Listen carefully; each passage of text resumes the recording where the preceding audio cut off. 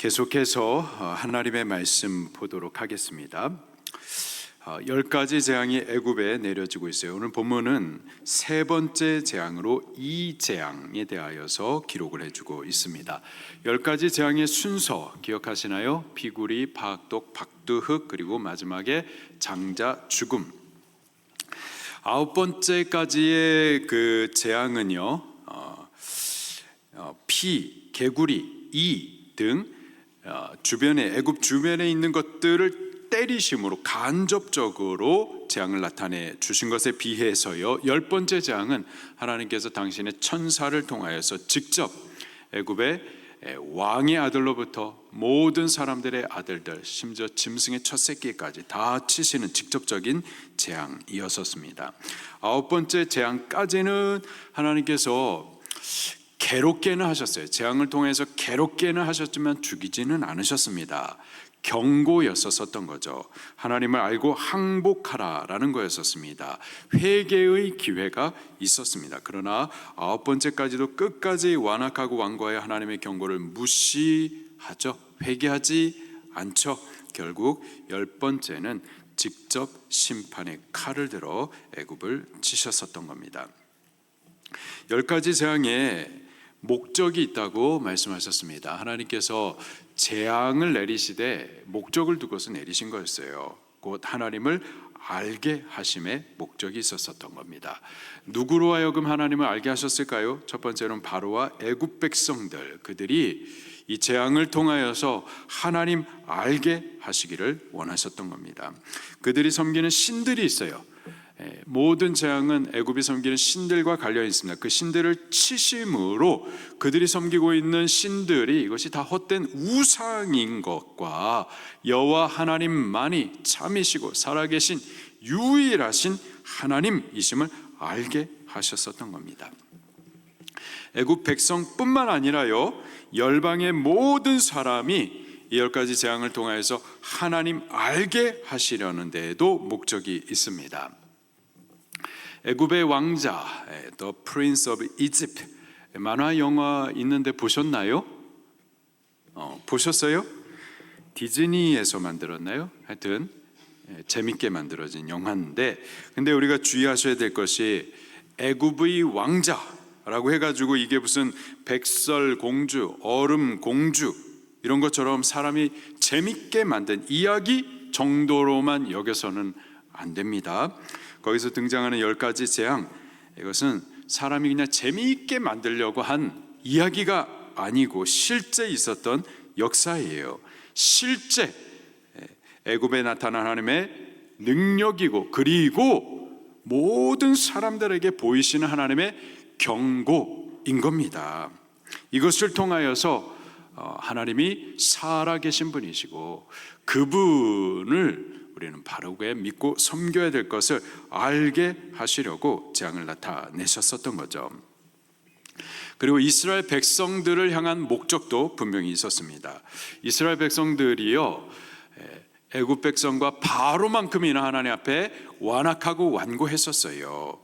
그들도 하나님을 잘 알지 못했었죠. 이러한 재앙을 통하여서 그들도 하나님의 능력을 보게 하시고 하나님을 인식하고 경외하고 또 하나님의 부르심을 따라서 하나님을 섬겨 예배하게 하심의 목적이 있었던 겁니다. 이 재앙을 통해서 오늘 우리들도 하나님을 바르게 깨달아 알아가십시다.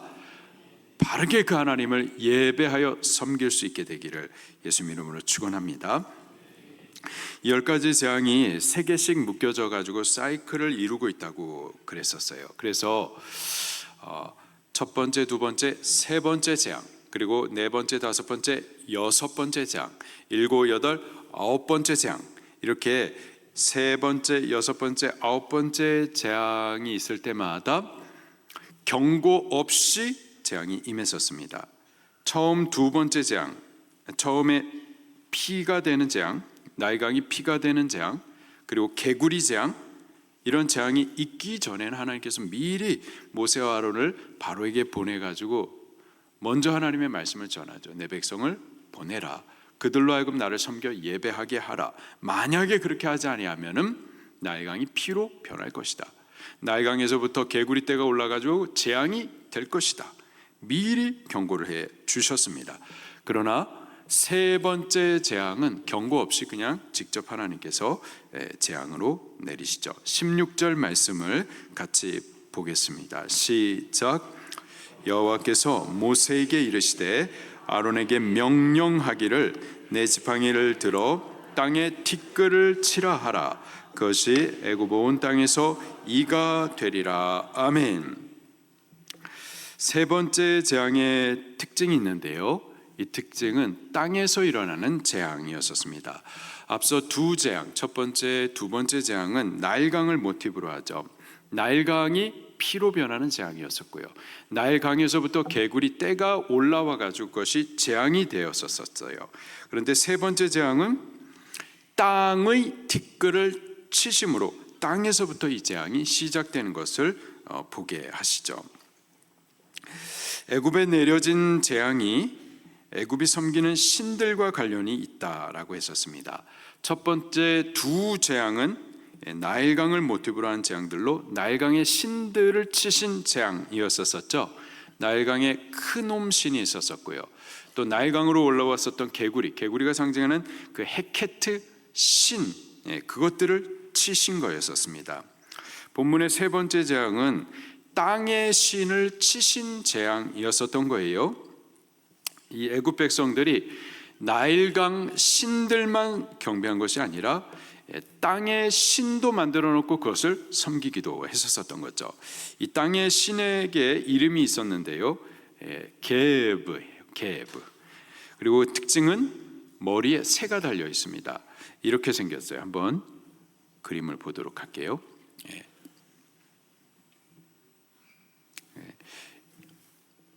이렇게 생겼습니다. 여기까지만 보도록 하겠습니다.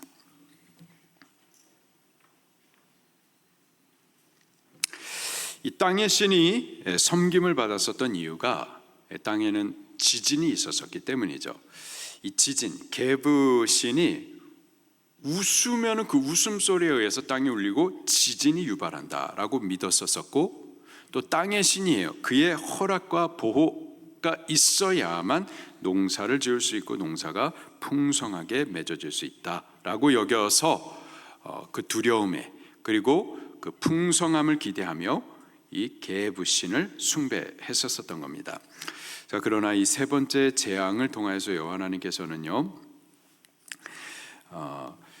이 땅의 신, 이게 다 애굽 신들이 만든 헛된 우상이며 실제로 인간의 생사 화복은 여호와 하나님의 주권에 달려 있음을, 여호와께 순종하면 평안과 생명이고 거역하면 재앙과 형벌이라는 사실을 재앙을 통해서 나타내셨었던 겁니다.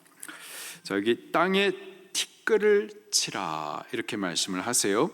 땅의 티끌, 이 땅의 티끌, 그 원어적인 발음이 아파르인데요, 마른 땅에서 날리는 흙먼지를 말하는 겁니다. 이 땅들도 물기가 있는 땅이 있고요, 물기 하나도 없어서 마른 땅이 있을 거예요. 물기 있는 땅, 진흙은 그 이름이 아담마라고 부릅니다. 하나님께서 아담을 지으셨죠. 당신의 형상을 따라 친히 빚어서 만드시고서는 이름을 뭐라고 그랬죠? 아담이라고 말했습니다. 그러면서 땅에서부터 왔다라는 뜻이죠. 여기 이 땅은 물기가 있는 진흙이었었던 거예요. 또 이에 비해서 아파르라는 이 단어는 물기가 없는 땅, 그래서 바람이 날릴 수 있는 그런 흙먼지, 티끌, 이런 것을 아파르라고 말을 합니다. 성경에서 보게 되면 이 땅의 티끌이라는 이 단어가 자주 등장을 하게 되는데요, 몇 가지 다른 의미로 사용이 되고 있습니다. 한 세 가지 용례가 있는데요, 첫 번째로는 인간의 존재를 가리킬 때 땅의 티끌, 아파르라는 단어를 사용을 하게 됩니다. 하나님께서 범죄한 아담에게 너는 흙이니 흙으로 돌아가라 이렇게 말씀을 하십니다. 인간의 본래 땅의 티끌로부터 온 존재라는 이 사실을 강조하여서 말씀하신 겁니다. 범죄했다, 범죄함으로 말미암아 저가 죽게 되는데 너는 흙이니 흙으로 돌아가라.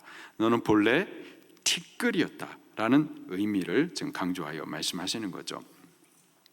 하나님께서 사람을 만드실 때 그 코에 생기를 후 하고 불어 넣으셨을 때 사람이 생명이 될 수가 있었습니다. 이와 같이 사람은 하나님의 생기가 개입되지 않으면은 티끌과 같은 생명 없는 존재, 아무런 의미가 없는 존재라는 차원에서 티끌이라는 단어가 사용이 되고 있는 거예요. 사람은 하나님께서 그 인생에 개입해 주시고 또 간섭해 주실 때 의미가 있고요. 만약에 하나님께서 그를 개입하시고 간섭하지 않으면은 땅에 티끌 같은 존재임을, 티끌 같은 아무런 무가치한 존재임을 우리 기억해야만 할 줄로 믿습니다.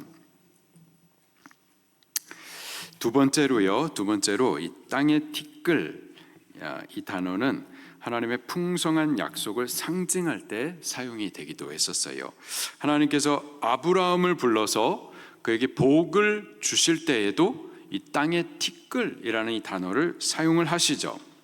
내가 너를 바다의 모래와 같이 또 하늘의 별과 같이 셀 수 없는 많은 자녀를 주겠다.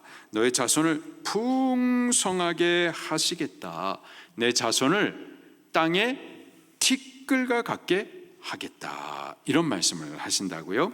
여기서 땅의 티끌 같게 하시겠다. 무가치한 존재 이런 뜻이 아니라 아주 풍성한 번성, 이것을 상징하면서 쓰인 단어가 땅의 티끌입니다. 그런가 하면은요, 땅의 티끌, 이 아파르라는 이 단어는요, 하나님의 심판과 재앙을 상징적으로 말씀하실 때에도 사용이 됩니다. 오늘 본문에서 땅의 티끌, 이 티끌이 하나님의 개입으로 말미암아서 이로 변화가 되죠. 애굽을 심판하는 재앙의 도구로서 땅의 티끌이 사용이 되고 있어요. 이스라엘 백성들도 하나님 앞에 범죄함으로 인하여서 회개할 때에 그들의 회개의 모습들이 좀 특별한데요. 굵은 베옷을 입고 또 땅에 앉아가지고 뭘 뿌리죠? 티끌을 뿌립니다. 땅에 티끌을 뒤집어 쓰고서 하나님 앞에 회개해요. 땅에 티끌을 뒤집어 쓴다. 하나님의 심판에 대한 도구로서 이 땅의 티끌을 묘사하고 있는 거죠. 오늘 본문에서도요, 이 땅의 티끌이라는 단어, 하나님의 심판과 재앙을 상징적으로 지금 사용을 하고 있어요. 땅의 티끌을 치시니 그것이 애굽 온 땅에서 이가 되리라. 이가 뭔지 아세요? 보셨어요? 이 잡아보신 적 있으세요? 어릴 적에 참빗이라고 이 대나무로 만들어진 아주 촘촘하게 만들어진 빗이 있는데, 여러분들 어머니들께서 그 참빗으로 여러분 머리를 이렇게 좀 빗어 주신 적 있으신가요? 무슨 말인지 모르시겠어요? 참빗으로 아주 촘촘한 그 빗으로 머리를 빗으면은요 어떻게 되는데요? 이가 머리를 자꾸 이렇게 막 긁는단 말이에요. 왜냐하면은 이가 머릿속에 살면서 말이에요, 이 머리를 물면서 피를 빨아먹거든요. 간질간질하니까 막. 근데 그거를 갖다가 어머니들께서 참빗을 가져와가지고 머리를 이렇게 긁어주면은 이가 툭 떨어진단 말이에요.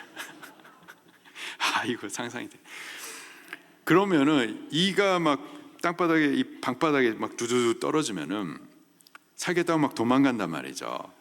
이게 딴 사람한테 가면 안 되니까 그놈을 빨리 막 잡아 모아가지고 이놈을 갖다 이 손톱 등으로 눌러가지고 이렇게 터뜨려서 죽인단 말이에요. 틱틱 하면서 말이에요. 근데 이가 알도 깐단 말이에요. 그 알을 석회라고 그러는데, 석회는 또 참빗으로 이게 안 나와요. 하여튼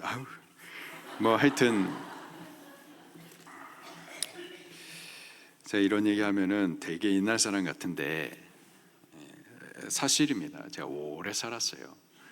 외정 때도 많이 힘들었었지만은 6.25 이후에 폐허된 동네에서 먹을 거는 없고, 근데 배는 너무 고프고, 그래서 소나무 껍질을 벗겨가지고 거기 좀 부드러운 것을 좀 씹어가지고 먹기도 하고, 또 흙도 파먹었습니다. 먹는 흙이 있어요. 아시나요? 그 먹기는 먹는데 그 화장실 갈 때 막 굉장히 괴롭고, 개구리 잡아가지고 뒷다리 구워 먹고, 메뚜기 잡아가지고 튀겨 먹고, 좁쌀 가져와가지고는 땅에다 몇 개 뿌려놓고 가만히 이렇게 덮어놓고 참새를 유인해가지고 그래가지고 참새 잡아가지고 또 그거 구워 먹고, 미군들 지나가면은 김미껌, 김미 초콜릿 걷어 먹고, 참 각박한 인생을 살아왔어요. 저도. 자, 아니요. 본문으로 다시 돌아와서요. 이 땅에 티끌을 치니 그것이 애굽 온 땅에 이가 되었다. 이가 되었는데, 우리가 생각하는 이가 있고요, 이 땅에 있는 이가 있고, 애굽 땅에 있는 이가 있는데 서로 조금 차이가 있을 거예요. 그렇죠? 이 이를 한국말로 번역한 성경들 가운데에 이라고 번역하기도 하고요, 또 모기라고 번역한 성경이 있습니다. 공동 번역 성경을 보게 되면은 모기라고 이렇게 번역을 하고 있어요. 여기 이의 히브리식 발음이 켄이고요, 복수 형태로 킨님이라고 적혀 있습니다. 이놈의 정식 명칭이 가딱기라고 해요. 가딱기라고 하는 곤충인데, 나일강 쪽에서 서식하는 모기과에 해당하는 곤충이에요. 그러니 모기에 좀 더 가까울 수가 있겠습니다. 이나 모기나 공통점이 있는데 둘 다 사람 몸에 붙어가지고 피 빨아먹는 곤충들이죠. 자, 근데요, 킨님의 특징이 이놈은 날개가 있어요. 날개가 있으니 이보다는 모기 쪽에 조금 더 가까울 것 같습니다. 그리고 크기가 모기보다 더 크대요.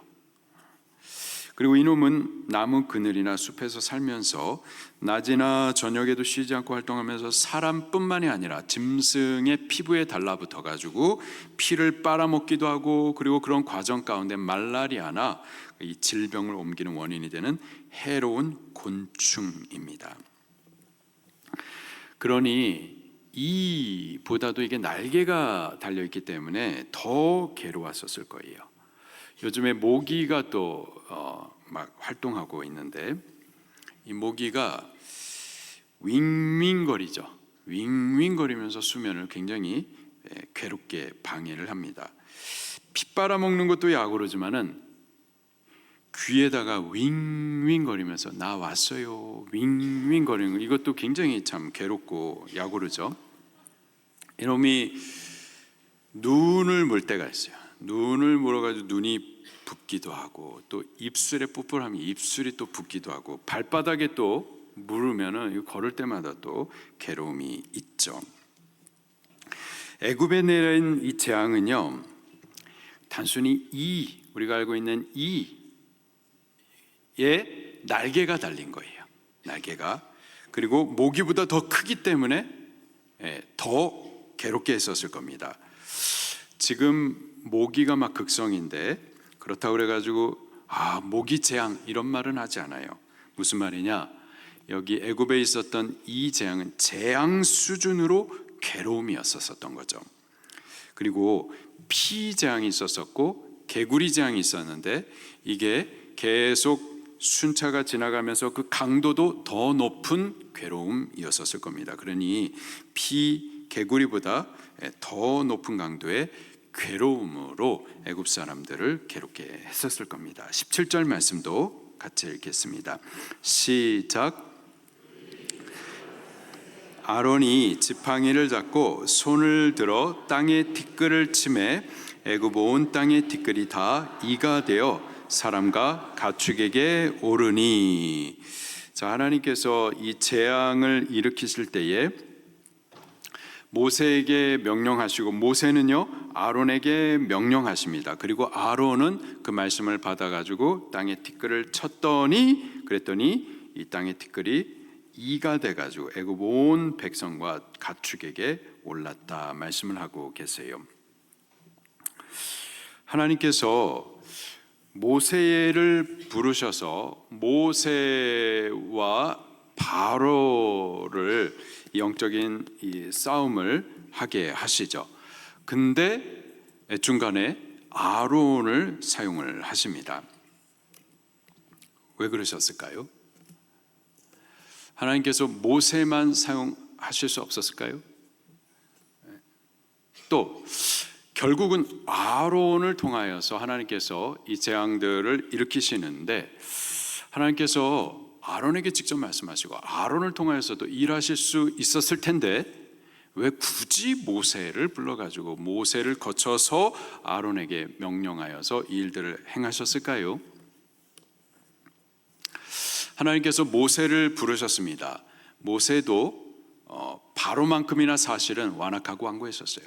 하나님께서 그를 부르실 때에 한 번에 순종한 것이 아니었었죠. 몇 차례 거듭거듭 설득하고 해석해주고 약속해주시고 그제서야 저가 순종을 했었습니다. 몇 번이나 하나님의 말씀에 대해서 불순종했나요? 5번이나 불순종했어요. 사실 모세도 바로만큼이나 하나님 앞에 참 완악하고 또 완고했었다고요. 지금 하나님께서 저를 통해서 일하시는데 모세뿐만 아니라 아론을 통하여서 하나님께서 일을 하신다고요. 다시 말해서 모세 없이도 하나님께서는 아론을 통해서 얼마든지 일하실 수 있음을 지금 나타내시는 겁니다. 우리도 마찬가지예요. 하나님께서 당신의 구원의 일을 하심에 있어서 우리 없으면 하나님께서 일을 못 하실까요? 우리가 전도 안 하면 하나님의 구원의 역사가 안 되는 걸까요? 절대 그렇지 않습니다. 하나님은 당신의 작정한 백성들, 구원 주시기로 예언된 이들을 어떤 방법으로도 어떤 사람을 통하여서라도 그 일들을 반드시 이루어 가세요. 우리가 아니더라도 하나님은 실수 없이 당신의 일을 아름답게 하십니다.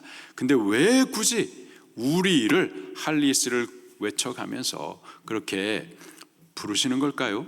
하나님 당신의 영광에 같이 참여하고 또 그 기쁨에 같이 누릴 수 있게 우리에게 기회를 주시는 것임을 믿으시기를 바랍니다. 또 하나님께서는 아론을 결국 사용하십니다. 아론을 통하여서 그의 행동을 통하여서 당신의 능력들을 나타내세요. 그런데 굳이 아론에게 직접 말씀하시지 않고 모세를 통해서 말씀하십니다. 아론도 마찬가지예요. 내가 쓰임을 받고 있지만은 하나님께서는 질서를 따라서 모세에게 말씀하시고 모세를 통하여서 말씀을 받아 전달을 받아 일하게 하시는 거죠. 우리들도 하나님 나를 부르셔서 사용하심에 대해서 우리 감사할 수 있기를 예수님 이름으로 축원합니다. 내가 아니어도 하나님이 일하시지만은 그러나 나를 불러서 당신의 영광에 참여케 해주심에 감사하면서 나를 적극적으로 드려 헌신하여 하나님의 일들에 쓰임을 받을 수 있게 되기를 예수님 이름으로 축원합니다. 그리고 하나님께서 나를 사용하신다 하더라도 항상 하나님의 질서 안에서 쓰시고 계심을 우리 늘 겸손히 인식하면서 쓰시는 부분에 대해서 감사하되 항상 겸손히 하나님 앞에 나를 드릴 수 있기를 예수님 이름으로 축원합니다. 18절 말씀도 같이 읽겠습니다. 시작. 요술사들도 요술로 그같이 행하여 이를 생기게 하려 하였으나 못하였고 이가 사람과 가축에게 생긴지라. 19절. 요술사가 바로에게 말하되 이는 하나님의 권능이니이다 하였으나 바로의 마음이 완악하게 되어 그들의 말을 듣지 아니하였으니 이는 여호와의 말씀과 같더라. 아멘. 애굽의 바로왕 옆에 요술사들도 있었습니다. 이 요술사들도 모세와 아론을 통하여서 나타난 하나님의 능력들에 대하여서 비슷한 일들을 행하였었죠. 그렇게 행함으로 인하여서 바로의 마음을 더욱 완악하게 하고 하나님을 믿지 못하는데 큰 역할들을 했었어요. 저들이 이번에도요, 저들이 갖고 있는 능력으로 비슷한 일들을 행하려 했었는데 하지 못했다 말하고 있습니다. 그리고 바로에게 가서는 저들이 뭐라고 말하느냐? 이는 하나님의 권능입니다 라고 말을 하죠. 한 두 가지를 생각해 볼 수가 있겠습니다. 인간의 능력 그리고 마귀의 역사 있어요. 그러나 하나님의 역사 앞에 한계가 있다라는 것을 말씀해 주시는 겁니다. 인간에게 지혜가 있죠. 능력이 있습니다. 인간이 해내는 일들을 보면은요, 놀랍습니다. 고층 건물들 만들어내는 거 놀랍지 않나요?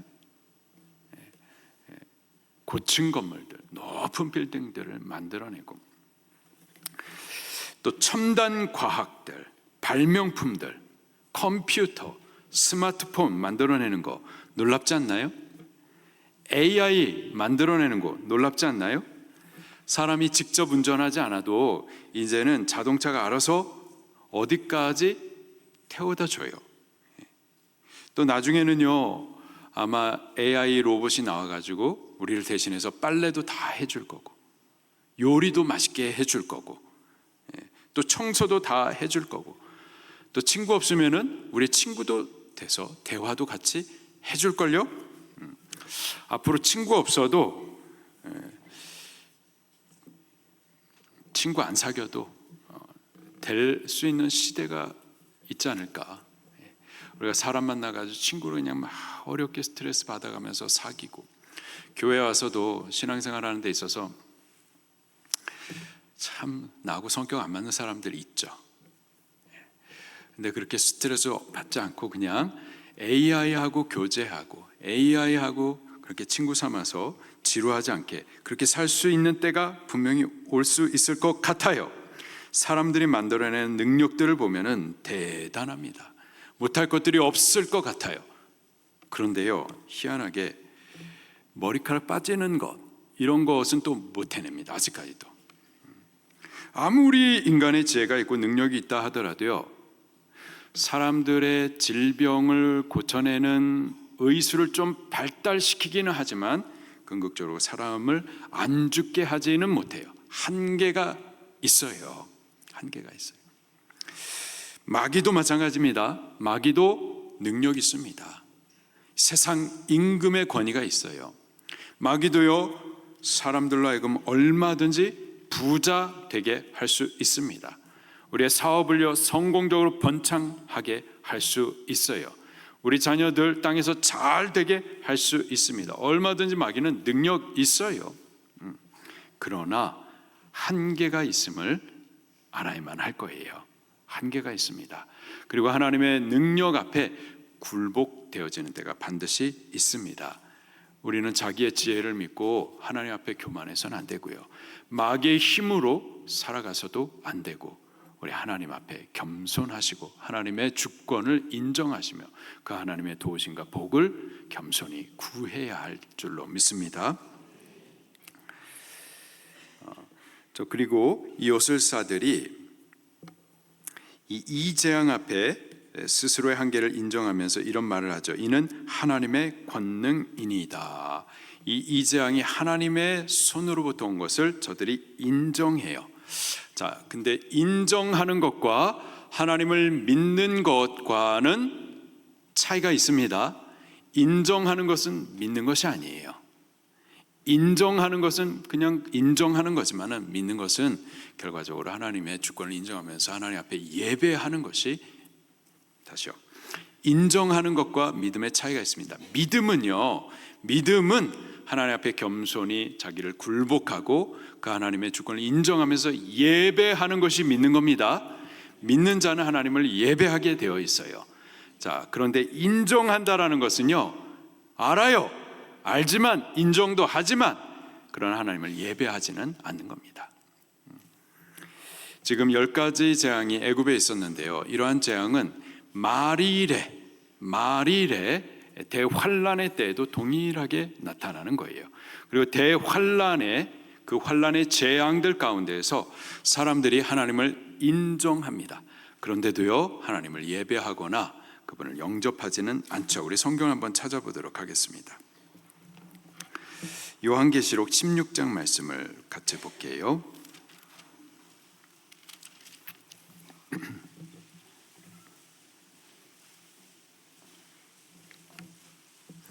요한계시록 16장 1절 말씀을 같이 읽겠습니다. 시작. 또 내가 들으니 성전에서 큰 음성이 나서 일곱 천사에게 말하되 너희는 가서 하나님의 진노의 일곱 대접을 땅에 쏟으라 하더라. 자, 진노가 땅에 쏟아집니다. 말일에 이러한 환란이 있을 거예요. 근데 그 진노가 애굽에 내렸었던 재앙과 비슷합니다. 2절 시작. 첫째 천사가 가서 그 대접을 땅에 쏟음에 짐승의 표를 받은 사람들과 그 우상에 경배하는 자들에게 악하고 독한 종기가 나더라. 악독 종기. 그 다음에요 3절도 보겠습니다. 시작. 둘째 천사가 그 대접을 바다에 쏟음에 바다가 곧 죽은 자의 피같이 되니 바다 가운데 모든 생물이 죽더라. 4절. 셋째 천사가 그 대접을 강과 물구나무에 쏟음에 피가 되더라. 피재앙. 자, 넷째 천사도 볼까요? 넷째 천사 8절 말씀을 같이 보겠습니다. 시작. 넷째 천사가 그 대접을 해 쏟음에 해가 권세를 받아 불로 사람들을 태우니 9절을 보니 사람들이 크게 태움에 태워진지라.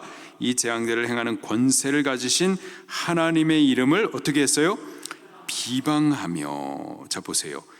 이 재앙들을 행하는 권세가 누구에게 있다고 저들이 인정하고 있어요? 하나님께 있다고 인정을 하고 있습니다. 그런데 하나님을 인정하면은 하나님 앞에 두려워하고 굴복하고 하나님 앞에 돌아와 회개하고 예배해야 되는데 그게 아니라 뭘 한다고요? 비방하고 또요 회개하지 아니하고 또요 주께 영광을 돌리지 아니하더라. 계속 보겠습니다. 10절 11절 시작. 다섯째 천사가 그 대접을 짐승의 왕좌에 쏟으니 그 나라가 곧 어두워지며 사람들이 아파서 자기 혀를 깨물고 아픈 것과 종기로 말미암아 하늘의 하나님을 비방하고 그들의 행위를 회개하지 아니하더라. 하늘의 하나님을 비방해요. 이 재앙이 하나님으로부터 온 것을 인정하고 있습니다. 하나님을 인정해요. 그런데 하나님을 예배하지 않아요. 회개하지 않아요. 오히려 하나님을 대하여 비방을 합니다. 21절 말씀도 보겠습니다. 21절 시작.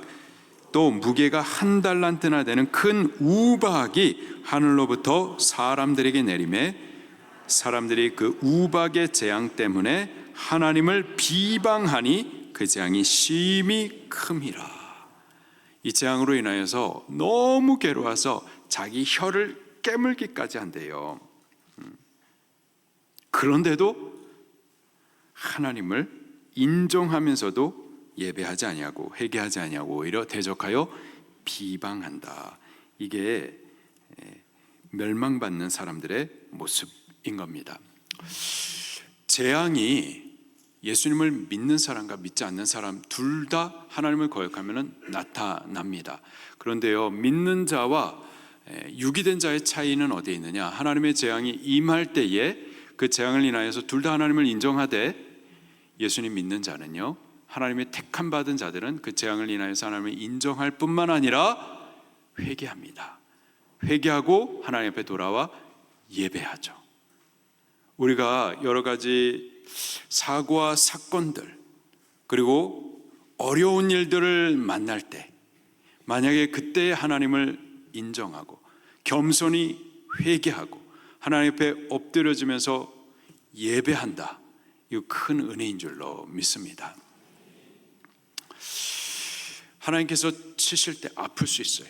뭐 암으로 치실 수도 있고 뭐 각종 질병을 치실 수가 있고 물질적인 어려움으로 우리를 또 만지실 수도 있습니다.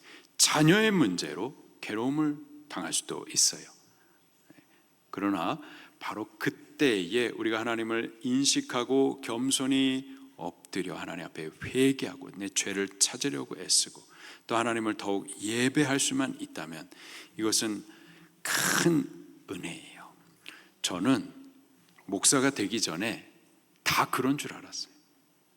어려움 당하면, 힘들어지면 그럼 하나님을 찾는 줄 알았어요. 다 두 손 들고 천부여 의지 없어서 손 들고 옵니다. 다 그러는 줄 알았어요. 근데 제가 목사가 되고 목회를 하다 보니까 안 그렇더라고요. 교회에 있으면서도 안 그렇더라고요. 그래서 어려운 일 당할 때 오히려 하나님 앞에 엎드려지는 분들을 보면 귀하게 여겨져요. 그게 많지가 않더라고요. 하나님을 인정하고 뿐만 아니라 하나님 앞에 회개하며 죄를 찾으려고 애쓰고 또 하나님 앞에 새롭게 고백하고 결단하고 예배하시는 분들 보면은 하나님께서 택하신 분이 맞습니다. 우리가 그렇게 될 수 있기를 예수 이름으로 축원합니다. 하나님을 아는 것 자체 아무런 의미 없어요. 하나님을 인식하는 거 아무런 의미 없습니다. 제가 지금 18년째 목회를 하고 있는데요, 무수한 일들이 있었습니다. 질병 낫는 일, 이건 뭐 하나님을 부인할 수 없는 큰 일들 많이 있었어요. 끊임없이 있었어요. 본인들도 다 인정해요. 인정하는데 예배는 안 해요. 그런 분들이 계시더라고요. 우리는 이러한 재앙이 있다 하더라도 바로 그때 오히려 하나님 앞에 엎드려져서 회개하고 하나님을 더욱 섬겨 예배하며 하나님이 이 재앙을 허락하시는 그 목적을 따라서 부르심을 따라서 감사를 고백하고 회개하고 믿음의 결단으로 설 수 있는 그러한 지혜로운 자들이 꼭 될 수 있기를 예수 이름으로 축원합니다. 말씀 붙들고 통성으로 기도하시겠습니다.